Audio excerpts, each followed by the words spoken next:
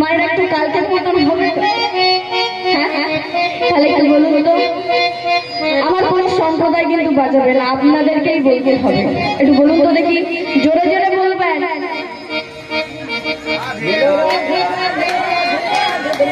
বলো রাধে রাধে রাধে রাধে, বলো রাধে রাধে রাধে রাধে, বলো রাধে রাধে রাধে।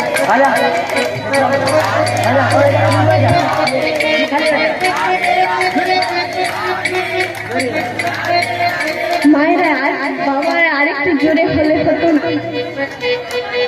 আমি না একটা কানে কম শোনা। রাতে ঠান্ডা ছিল, তাতে কত জোরে সাউন্ড ছিল। আর তোমার তো ঠান্ডা নেই মা, চাদরেও হাত নেই, তাহলে একটু জোরে আওয়াজ হবে, হবে তো? তাহলে জোরে জোরে বলুন তো দেখি, এই গ্রামটার নাম কি? বেলুড়িয়া।